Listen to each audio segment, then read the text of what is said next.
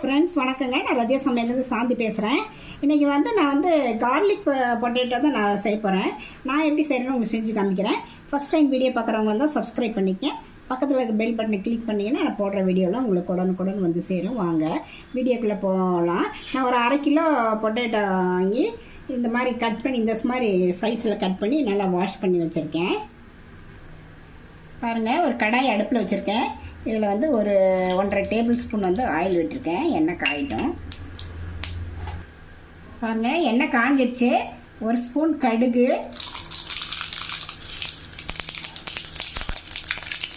உளுந்தம்பருப்பு 1 ஸ்பூனு, 2 சிவக்கட்டும். பெரிய வெங்காயம் பொடிசா நறுக்கியிருக்கேன். கூட கருவேப்பிலையும் சேர்த்துக்கலாம். வெங்காயம் வதங்கிடுச்சுங்க. இந்த கட் பண்ண பொட்டேட்டோ இதோட ஆட் பண்ணிக்கலாம்.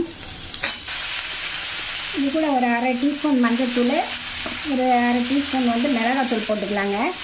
இதோட சேர்த்து கலர் விடலாம். இது கலவை உப்பு போட்டுக்கலாங்க.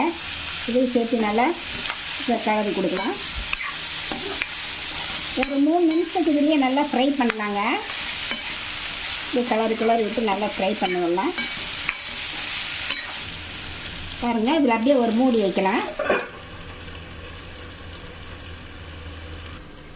ஒரு மிக்ஸி ஜார் எடுத்துக்கலாங்க.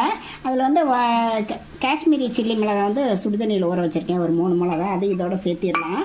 பூண்டு ஒரு கட்டி பூண்டு தட்டி வச்சுருக்கேன். அதை இதில் சேர்த்திக்கலாம்.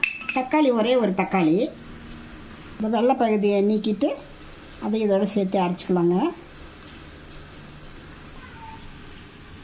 பாருங்கள், இந்த அரைச்சிட்டு வந்துட்டேன். இந்த அரைச்சிட்டு இந்த பேஸ்ட்டை நம்ம அந்த உருளைக்கிழங்கோட சேர்த்திக்கலாம். பாருங்கள், இதோட சேர்த்திக்கலாம். பாருங்கள், மசாலா போட்டு நல்லா பரட்டி விடலாங்க. நல்லா பரட்டி விட்டுட்டு இருந்தால் இந்த மசாலா நல்லா சுண்டுற வரைக்கும் பரட்டி விடல. அதுக்குள்ளே உருளைக்கிழங்கு நல்லா வெந்துடும்.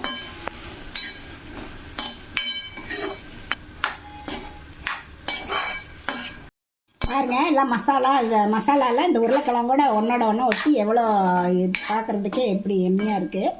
அவ்வளோதாங்க, நல்லா வெந்துருச்சு. இதோட நம்ம மல்லித்தலை போட்டு நம்ம ஸ்டவ் ஆஃப் பண்ணிடலாம். இதை வேறு ஒரு பவுலுக்கு மாற்றிட்டு நான் காமிக்கிறேங்க.